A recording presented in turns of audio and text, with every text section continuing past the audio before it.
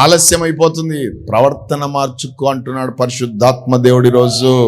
ప్రవర్తన మార్చుకో చెప్తున్నా, నువ్వు వింటున్నా, నేను, అందరం కూడా. ప్రైజ్ ది లార్డ్, హల్లెలూయా. అని ఏం చేశాడు? అది తిన్న తర్వాత వెరీ బ్యూటిఫుల్ అయ్యా అని చెప్పి అబ్రహాం నెక్స్ట్ ఇయర్ వచ్చే ఏట షారా కౌళ్ళలో ఒక కుమారుడు ఉంటాడు అని అన్నాడు. అన్నది నవ్వింది. ఏం షారా నవ్వవు అన్నాడు. నేను నవ్వను. నువ్వు నవ్వావు.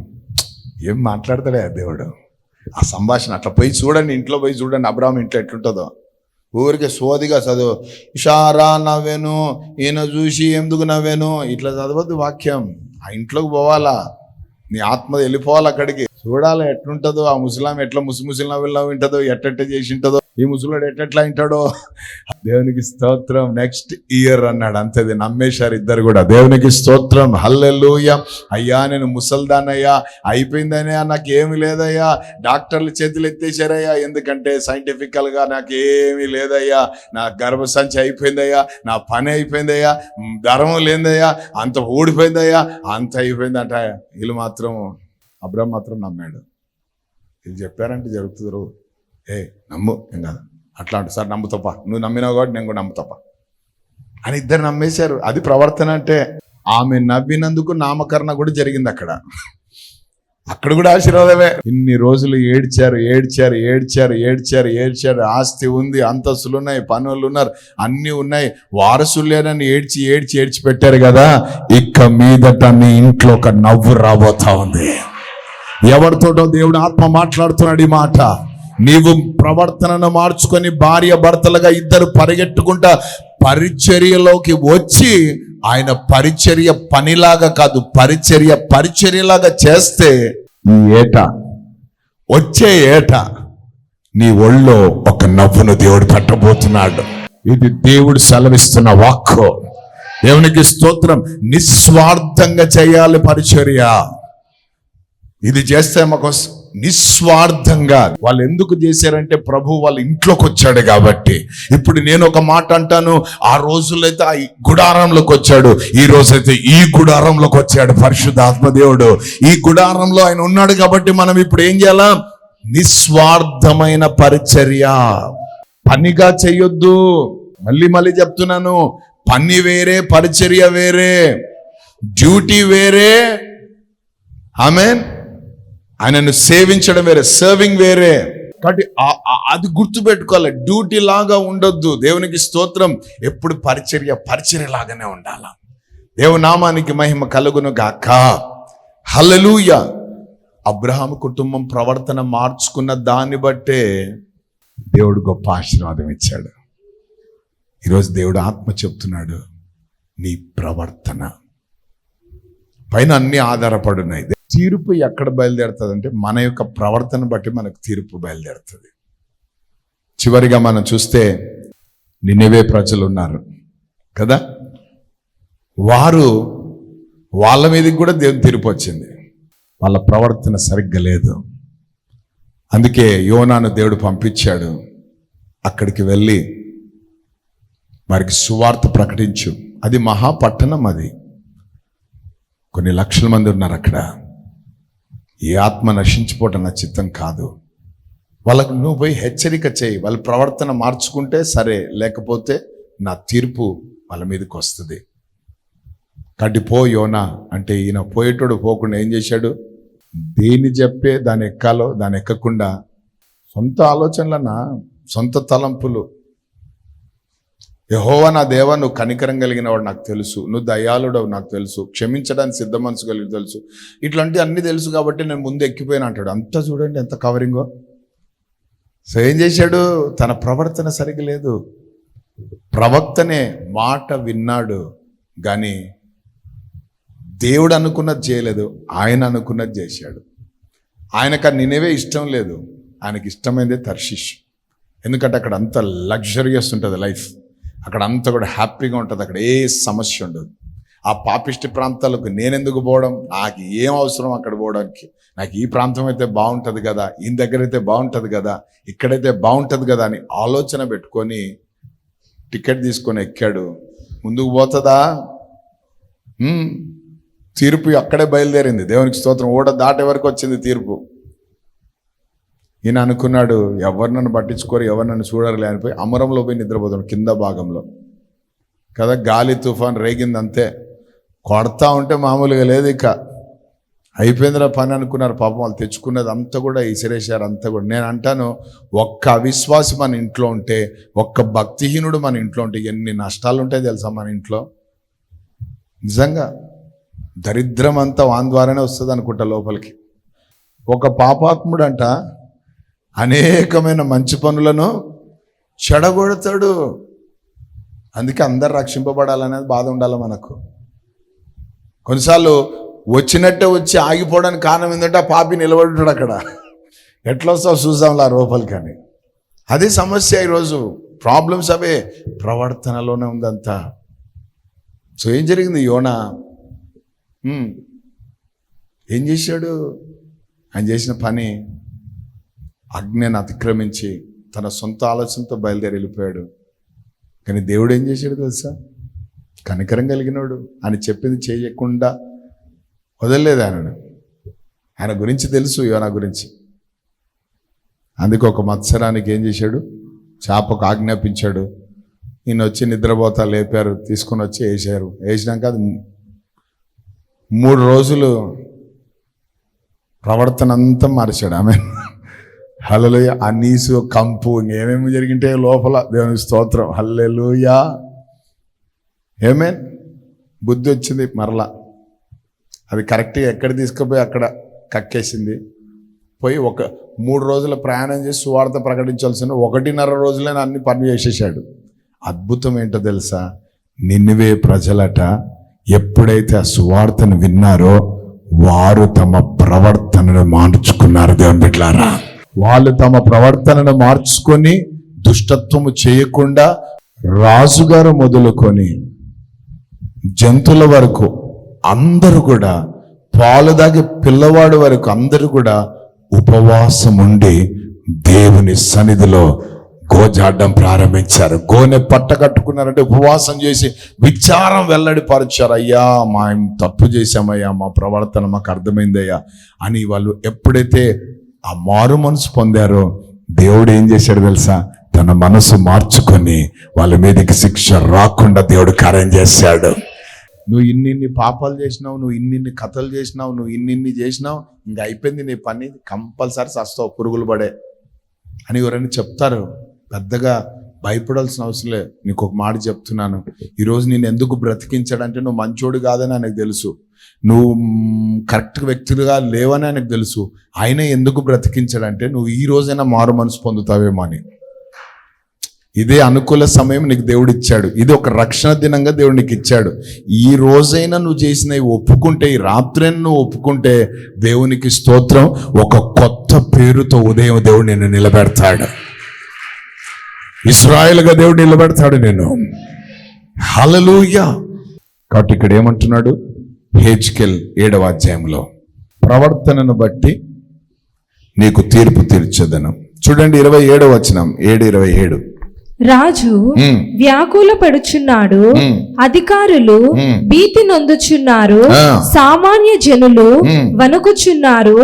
నేను యెహోవానై ఉన్నానని వారు తెలుసుకొనున్నట్లు వారి ప్రవర్తన ఫలము నేను వారి మీదికి రప్పింపబోచున్నాను. వారు చేసిన దోషములను బట్టి వారికి తీర్పు తీర్చబోచున్నాను. ఒకటి ప్రవర్తనను బట్టి, రెండవది దోషమును బట్టి. దోషం అంటే, దోషము అనగా తెలిసే మనం చేస్తాం చూడు పాపము, అది దోషం. ఇన్క్విటీ. మనకు అది పాపం అని తెలుసు, అయినా మళ్ళా దాని జోలికి పోతాం. అంటే కుక్కలాగా. కుక్క ఏం చేస్తుంది? అన్ని తింటుంది, తిని ఒక్కసారి ఏమవుతుంది అది అంటది అని ఇంత పడేస్తుంది బ్యా. దాని తర్వాత కొంతసేపు అయినాక మళ్ళీ ధాన్యం, అది దోషం. మీకు అర్థమయ్యే భాషలు చెప్పిన, కోప్పడకండి నా మీద. అటువంటి వారికి తీర్పు ఉంటుందట. ఒకటేమో ప్రవర్తనను బట్టి, రెండోదేమో అందుకే మనము సాధ్యమైనంత వరకు 100% ప్రభు పైన ఆధారపడాలి. అయ్యా అది నాకు తెలుసు, మళ్ళా దాని జోలికి పోకుండా, కుక్కలాగా మళ్ళీ దాని దగ్గర పోకుండా నాకు నీ కృప దయచే ప్రభా. కృప అనేది ఏం చేస్తుంది అంటే కాపాడుతుంది మనని. దేవునికి స్తోత్రం, హల్లెలూయా. సో దోషం తెలిసే, అందుకే 51 కీర్తనలో దావీదు రాస్తాడు, నాకు తెలుసయ్యా. చూడండి అక్కడ ఒక మాట, 51 2వ వచనం, నా దోషము పోవునట్లు నన్ను బాగుగా కడుగుము, నా పాపము పోవునట్లు నన్ను పవిత్రపరచుము, నా అతిక్రమములు. చాలా, దేవునికి స్తోత్రం. నా దోషము పోవునట్లు బాగుగా కడుగుమంటున్నాడు. దావీదు యొక్క దోషం ఏంటి? ఆ పైన ఫుట్ నోట్ల పైన మనం చదివితే, బెత్షెబాతో ఆయన పాపం చేసిన తర్వాత ఆయన పశ్చాత్తాపపడి రాసుకున్న ఒక కీర్తన, ఒక పాట ఇది.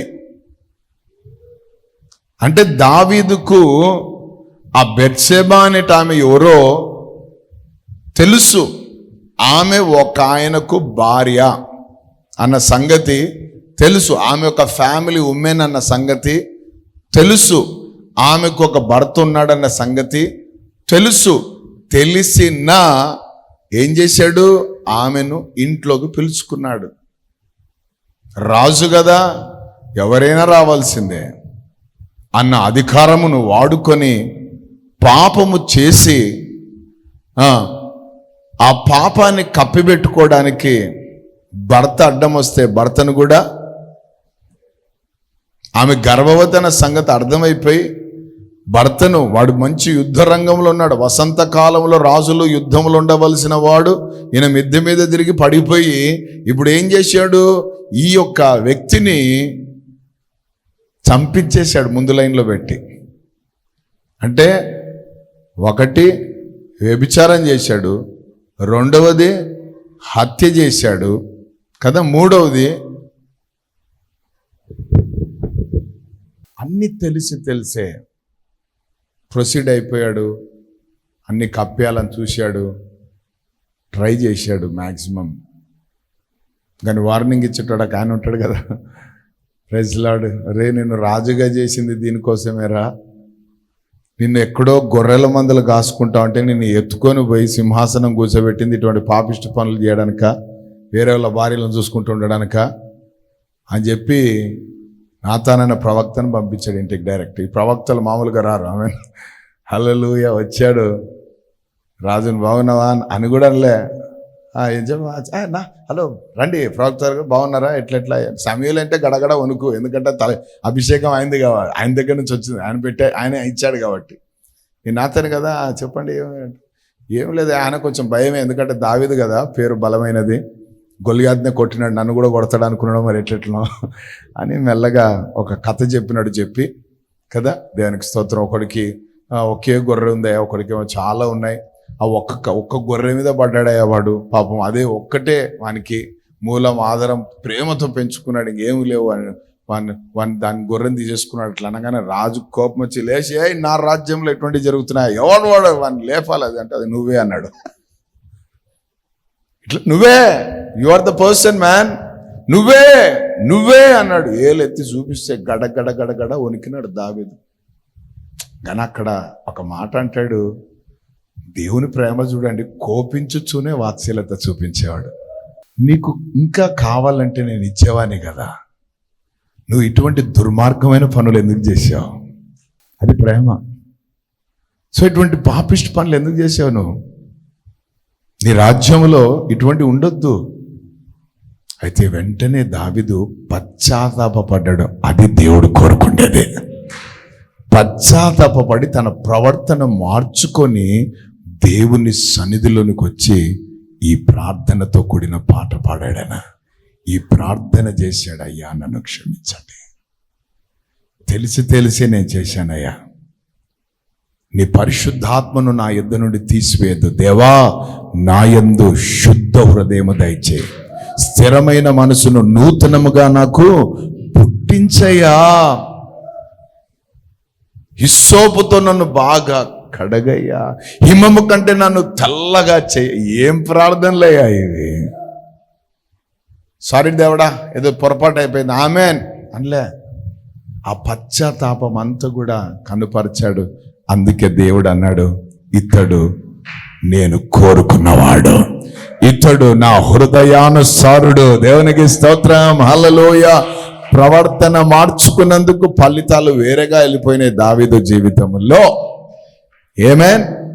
సౌలు చేసినది సమూయేలు ఎత్తి చూపించినప్పుడు సౌలు సమర్థించుకున్నాడు. అందుకే నిన్ను రాజుగా ఉండడం దేవుడు రిజెక్ట్ చేశాడని చెప్పాడు దేవుడు. బలులు అర్పించుట కంటే యెహోవా మాట వినుట శ్రేష్టము మిస్టర్ సౌలు విను అని సమూయేలు వార్నింగ్ ఇచ్చి వెళ్ళిపోయినాడు. అంతే, ఆయన సింహాసనం అవుట్. నీ సింహాసనం నిత్యము శాశ్వతంగా ఉంచాలని దేవుడు ప్రణాళిక చేశాడు. కానీ నీవు ఆయన మాటకు అవిధేయత చూపించిన, అంటే నీ ప్రవర్తన సరిగ్గా లేదు, దాన్ని బట్టి నీకు తీర్పు వచ్చింది. నీవు నీ యొక్క ఫ్యామిలీ ఉండదు అన్నాడు. అంతే, అవుట్. అందరు వెళ్ళిపోయినారు, ఎవరు లేరు. సౌలు కుటుంబం అంతా నాశనం అయిపోయింది. కానీ దావీదు అట్లా కాదు. దావీదు అతడు తన ప్రవర్తనను మార్చుకొని మళ్ళీ ఎప్పుడు కూడా దావీదు పాపం అటువంటి పాపాలు చేసినట్టు ఎక్కడ లేదు. ఆమేన్. అద్భుతమైన విషయం ఏంటంటే దావీదు తన ప్రవర్తనను మార్చుకొని, దేవునికి స్తోత్రం, దేవుని సన్నిధిలో నిందారహితుడిగా నిలబడినందుకు దేవుడు అంటాడు, దావీదుకు చూపించిన శాశ్వతమైన కృపను నేను మీకు చూపిస్తాను. ఆ వంశంలో నుండే యూదా గోత్రపు సింహమైన యేసయ్య బయటికి వచ్చాడు. హల్లెలూయా. ప్రవర్తన మార్చుకుంటే తీర్పు తప్పిపోతుంది. క్రీస్తులో ఉంటే ఏ తీర్పు మనకు ఉండదు. ఆమేన్. దేవునామానికి మహిమ కలుగాక. పశ్చాత్తాపం అనేది చాలా ప్రాముఖ్యం. ఒప్పుకోవడం అనేది చాలా ప్రాముఖ్యం. కప్పుకునేది అనేది చాలా ప్రమాదం. అతిక్రమాన్ని ఒప్పుకుంటే కనికరం పొందుకుంటావట. దేవునికి స్తోత్రం. కప్పుకుంటే నాశనం అయిపోతాం. ఎన్ని కష్టాలు పడి, ఎంత ప్రయాస, ఎక్కడేసిన గొంగలు అక్కడే ఉన్నట్టుంది జీవితం. ఎందుకంటే ఇదే ఒప్పుకోం కాబట్టి. కప్పుకొని తిరుగుతూ ఉంటాం. నోరు తెరిచి అన్ని అబద్ధాలే, అంత మోసమే. పైకి భక్తే, శక్తి లేని భక్తి కదా, అంత డ్రామానే. ఇవన్నీ కనబడుతుంటాయి మనలో. ఒకవేళ అటువంటి పరిస్థితి ఉంటే ఈ రాత్రి నీ జీవితంలో ఒక అద్భుతమైన రాత్రి, బయటకు వచ్చే రాత్రి. నీ మీదున్న శిక్షా విధిని అంతా కొట్టివేయడానికి దేవుడు సిద్ధంగా ఉన్నాడు. నువ్వు పశ్చాత్తాపపడే దగ్గర కన్నీళ్లు కాడిచి అడిగితే దేవుడు వెక్కిరింపబడ్డాడండి. ఆమేన్. అట్లా ఆకాశం వైపు చూసి థూ అని ఉంచితే ఆ ఉమ్ము మన మీదే పడుతుంది, కానీ ఆయన మీద పోదు. అది కడి గుర్తుపెట్టుకోండి, మోసపోవద్దు మనం. ఆమేన్. హల్లెలూయా, హల్లెలూయా. మారు మనసు పొందుదాం, మన ప్రవర్తనను మార్చుకుందాం. ప్రవర్తనను బట్టి తీర్పు. రెండవది, మన దోషమును బట్టి తీర్పు. ప్రవర్తన మార్చుకుంటే ఏ తీర్పు ఉండదు. దేవునికి స్తోత్రం. నువ్వు ఒప్పుకుంటే ఏ దోషం నీ పైన ఉండదు. ఒక్క రాయి కూడా పడనీయడు దేవుడి నీ మీద. ఆమేన్. ఆ వ్యభిచారం అందు పట్టబడిన ఆమెకు తెలియదా వ్యభిచారం పాపం అని? తెలుసు. అందుకే ఆమె పట్టబడినాక ఆమెని లాక్కొని వచ్చి కొట్టారు, కొట్టాలని తీసుకొని వచ్చారు ఆమెని. కానీ యేసుప్రభు ఏం చేశాడు? మీలో ఈ యొక్క పాపం లేక దోషం లేనివాడు ఉంటే ఒక్కసారి రాయండి అన్నాడు. మొట్టమొదటి రాయేయండి అన్నాడు. అందరు వెళ్ళిపోయారు, ఎవరు లేరు అక్కడ, యేసుప్రభు తప్ప. యేసుప్రభు అప్పుడు ఆమెను చూసి ఏమన్నాడు తెలుసా? ఏమ్మా, ఎవరు నిన్ను శిక్షించలేదా? నేను కూడా నిన్ను శిక్షించను. ఇక మీదట నువ్వు పాపం చేయొద్దు, సమాధానం గల దానివై వెళ్ళన్నాడు. ఒక్క రాయబడలేదా మీద? దేవునికి స్తోత్రం, హల్లెలూయా. కాబట్టి యేసయ్య దగ్గరికి వస్తే ఇటువంటి గొప్ప కార్యాలు జరుగుతాయి. కాబట్టి ఇదే మంచి సమయం అండి. రేపు మనది కాదు. క్లియర్ చేసుకుందాం. మన జీవితం అంతా కూడా ప్రవర్తన మార్చుకుందాం. సమయానికి రాలేకపోతున్నావేమో, ప్రవర్తన మార్చుకో. ఆదివారం మందిరానికి, శుక్రవారం ఉపవాస ప్రార్థనకి, బుధవారం స్త్రీల కొడుకకి, దేవునికి ఇచ్చే విషయంలో, దేవుని పరిచర్య చేసే విషయంలో నీ ప్రవర్తన ఎట్లుందో ఒక్కసారి చూసుకో. మనుషులకు కాదు, దేవునికి చేస్తున్నావు. భయం ఉండాలి, భక్తి ఉండాలి, దేవునికి స్తోత్రం, పరిశుద్ధత ఉండాలి, యథార్థత ఉండాలి. దేవుని కోసం మనం పరిచర్య చేయాలి. ఆమేన్. ఎన్ని అయినా రాని సమస్యలు, ఎన్ని ఇరుకులైనా రాని. అందుకే వాక్యంలో మొదట అనుంది. ఏమన్నాడు యేసు ప్రభు? ఫస్ట్ ప్లేస్ ఎవరికి ఎలా? జాబ్కా, ఇంటికా, పిల్లలకా, డబ్బుకా, పనులకా, వ్యాపారాలకా? తీర్పు ప్రవర్తనతో వస్తుంది. మన దోషం బట్టి ప్రవర్తన తీర్పులోకి వెళ్తాం. కాబట్టి వీటిని తప్పించుకోవాలంటే మారు మనసు పొందాలి. దేవనామానికి మహిమ కలుగునుగాక. నీకు ఏదైనా ఇచ్చిందంటే నీ ప్రవర్తన సరి చేసుకోమని దేవుడు ట్యూనింగ్ చేస్తున్నాడు అంతే. నువ్వు చచ్చిపోవాలని కాదు, నువ్వు నరకంలో ఉండాలని కాదు. ఆయన వచ్చిందే నశించిన నన్ను వెతికి రక్షించడానికి. తీర్పు తీర్చడం కూడా ఆయనకి ఇష్టం లేదు. ఆ తీర్పునంతా ఆయన కొట్టేశాడు. కానీ నీ ప్రవర్తన మార్చుకోవాలి అని ప్రభు సెలవిస్తున్నాడు. దోషమును బట్టి మనకు తీర్పులోకి వెళ్తామన్నది దేవుడు మనం జ్ఞాపకం చేసుకుంటున్నాడు. సో ఈ విషయాలు జాగ్రత్త పడదాం, మోకరిద్దాం, ప్రార్థన చేద్దాం, దేవుని దగ్గర సిద్ధపడదాం. దేవునికి స్తోత్రం. హల్లెలూయా. నోవా దేవుని మాట విని ఆయన చెప్పిన ప్రకారం చేసి ముగించాడని దేవుని వాక్యం సెలవిస్తుంది. అందుకే దేవుడు అన్నాడు, నోవా, నువ్వు నా దృష్టిలో నీతిమంతుడుగా ఉన్నావు, కాబట్టి నీవు నీ ఇంటి వారు ఆ ఓడలో ప్రవేశించండి అని చెప్పారు దేవుడు. మరి ప్రవర్తన ఎంత చక్కగా ఉందో చూసారా? ఈరోజు మనం కూడా కృప పొందుకున్న మనం నోవాలాగా దేవునితో నడవాలా. ఎట్లా నడవాలంటే ఆ నడక దేవుడు చూసినప్పుడు దాంట్లో నీతి కనబడాలా, నీతిమంతులుగా మనం కనబడాలా. కాబట్టి ఈరోజు దేవుని ఆత్మ మనతో మాట్లాడుచుండగా ఆయనలాగా మనం కూడా ఆయన ఆజ్ఞను ఎట్లయితే పాటించి పని ముగించి చెప్పింది చేసి సిద్ధం ప్రభు అని అన్నాడో, సిద్ధపరచాను ప్రభు అని అన్నాడో, ఆ రీతిగా మనం కూడా సిద్ధపరచాలి ఆయన రాజ్యాన్ని. ఎందుకంటే సమయం ఆసన్నమైంది. ప్రభు రాబోతున్నాడమ్మా. వచ్చువాడు ఆలస్యం చేయక త్వరగా రాబోతున్నాడయ్యా. ఆయన చెప్పిన సూచనలన్నీ నెరవేర్చబడిపోయినాయి. నెరవేరుతున్నాయి అని చెప్పను నేను, నెరవేరిపోయినాయి అని చెప్తున్నాను. Everything is finished. ఆయన సిద్ధంగా ఉన్నాడు రావడానికి. నీ ప్రవర్తన కొంచెం మార్పు నొందాలి, అందుకే ఆలస్యం అవుతుందేమో. కాబట్టి రోజు నువ్వు నీ యొక్క ప్రవర్తనను దేవుని దగ్గర ఒప్పుకో, దోషాలు దేవుని దగ్గర ఒప్పుకో. అయ్యా, తెలిసి చేస్తున్నాను నాయనా, నేను అమాయకంగా నేనేం చేయడం లేదు, తెలియకుండా ఏం చేయడం లేదు. నాకు తెలుసు ఇది తప్పని, నాకు తెలుసు ఇది పాపమని, నాకు తెలుసు ఇది అతిక్రమమని, అయినా నేను చేస్తున్నాను. అయ్యా దయతో నన్ను క్షమించు అని ఆ ప్రార్థన హృదయంలో నుంచి తీసుకొని రా బయటికి. పెదవులతో కాదమ్మా, పెదవులతో కాదయ్యా, ప్రార్థన చేయి హృదయాంతరంగముల నుండి.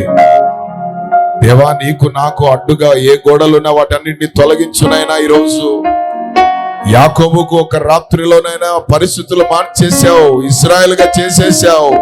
నా జీవితం కూడా రీతిగా మార్చునైనా, నా ప్రవర్తన నేను కూడా మార్చుకుంటానయ్యా. ఈ ప్రార్థనకు నేను వచ్చిందే నా ప్రవర్తనను మార్చుకోవడానికి నాయనా అని అడుగు దేవుని దగ్గర. లోతు కుటుంబం లాగా, వాళ్ళ అల్లుళ్ళలాగా ఉండొద్దు. అపహాస్యం, జోక్, సీరియస్నెస్ లేని జీవితాలు, క్రమము లేని జీవితాలు, భయము లేని జీవితాలు, అవిధేయతతో కూడిన జీవితాలు చూశాములే. ఎప్పటి నుంచో చెప్తున్నాడు, వస్తాడు, ఎక్కడొస్తున్నాడైనా అన్న ఇటువంటి అధిక ప్రసంగ మాటలు అవన్నీ మానుకొని, ఇది అనుకూల సమయమని, ఇది రక్షణ దినమని తెలుసుకొని ముందుకు అడుగులే. ఈ రాత్రి నువ్వు చనిపోతే ఈ రాత్రి నువ్వు ఈ లోకాన్ని వదిలిపెడితే ఎక్కడ పోతావో తెలుసా నీకు? దేవుణ్ణి చూస్తాను, ఆ పరలోకములు ఉంటున్న మనోహరమైన స్థలములలో నేను పాలు పొందుతానన్న నిరీక్షణ నీలో ఉందా? ఒకవేళ ఉంటే దేవునికి స్తోత్రం. అవి అనుకుంటూనే మరణం అంటేనే గుండె కొట్టుకుంటుందంటే ఎక్కడో నీ ప్రవర్తనలో ఇంకా సరి అయిన మార్పు లేదని అర్థం. సరి అయిన ప్రవర్తన కలిగిన వాడు, దేవునితో నడిచే ప్రవర్తన కలిగిన వాడు, యథార్థమైన ప్రవర్తన కలిగిన వాడు మరణానికి భయపడడు. మరణము భయపడుతుంది వాని దగ్గరికి రావాలంటే. కాబట్టి ఈరోజు ఈ రాత్రి దేవుడు మాట్లాడుతుండగా సీరియస్ గా తీసుకో ఈ వాక్యాన్ని. వెనుకున్నవి మర్చిపోయి ముందున్న వాటి కొరకు పరిగెట్టమన్నాడు దేవుడు. ఈ నెల దేవుడిచ్చిన వాగ్దానం అది. నీ కొరకు జీవ కిరీటాన్ని దేవుడు దాచిపెట్టాడు. కిరీటాలు ఎదురు చూస్తున్నాయి నీ కోసం. అయితే కిరీటాలలో విలువైన వాటితో పొదిగింపబడాలంటే, అతిశయ కిరీటాలకు విలువైన వాటిని పొదిగింపబడాలంటే అవి ఆత్మలే. దేవుని బిడ్డ, ఆత్మల సంపాదనలో నువ్వు బిజీగా ఉంటే, ఆత్మల సంపాదనలో పరుగులు తీస్తే, ఆత్మ సంపాదన కొరకు నువ్వు పరిచర్యలు చేస్తే, గొప్ప గొప్ప కిరీటంలో ఆత్మలు పొదుకుంటే అతిశయ కిరీటంగా. అందుకే పౌలు అంటాడు, మా కిరీటం మీరే అని. కాబట్టి ప్రియ దేవుని సింగమా, దేవుడు చెప్తున్న మాటలు జాగ్రత్తగా విందాం. నేను, మీరు, మేమందరం కూడా ప్రవర్తన మార్చుకుందాం. వాక్యానుసారమైన ప్రవర్తన నాకు కావాలయ్యా. క్రీస్తుకు కలిగిన మనసుతో కూడిన ప్రవర్తన నాకు కావాలయ్యా. నా ప్రతి అడుగు నైనా నీ ఆత్మ నడిపింపుతూ ఉండాలి ప్రభువా. నైనా నా శరీరం ఎక్కడ పని చేయడానికి వీల్లేదు నాయనా. నా మనస్సు ఎక్కడ పని చేయడానికి వీల్లేదు ప్రభువా. నైనా నీ చిత్తానికి, నీ అధికారానికి నేను లోబడి ముందుకు సాగే కృప మాకు దయచేయండి అయ్యా. అట్టి కృప చేత నన్ను, మమ్మల్ని అందరినీ నింపండి అయ్యా. నేను మిమ్మల్ని సంతోష పెట్టాలి కానీ మనుషులను కాదయ్యా. మీ రాజ్యం కోసం మేము పని చేయాలి కానీ తండ్రి, వేరే రాజ్యాల కోసం పాకులాడవలసిన అవసరం మాకు లేదు నాయన. ఈ రాత్రి మా కుటుంబాలన్నింటినీ జ్ఞాపకం చేసుకోయ్యా. ఈరోజు ఎన్ని కుటుంబాల్లో అశాంతి ఉందో, అసమాధానం ఉందో, రక్షణ లేని పిల్లలు ఉంటున్నారో, నేనా అవిధేయులు ఉంటున్నారో, నేను ప్రవర్తన సరిగ్గా లేని పరిస్థితుల మధ్యలో పిల్లలు ఉంటున్నారో, వారందరిలో మారు మనస్సును మీరు దయచేయమని ప్రార్థిస్తున్నాను తండ్రి. మీ కృప అనుగ్రహించండి అయ్యా. విత్తబడిన వాక్యం అందరి హృదయాల్లో నీరు కట్టి ఫలింపజేయమని యేసుక్రీస్తు నామములో ప్రార్థిస్తూ వేడుకుంటున్నాము మా పరలోకపు తండ్రి. ఆమేన్. ఆకాశమందు నీవు తప్ప నాకెవరున్నారయ్యా, ఈ లోకములో నీవుగాక వేరే ఆశే లేదయ్యా. ఆకాశమందు నీవు తప్ప నాకెవరున్నారయ్యా, ఈ లోకములో నీవుగాక వేరే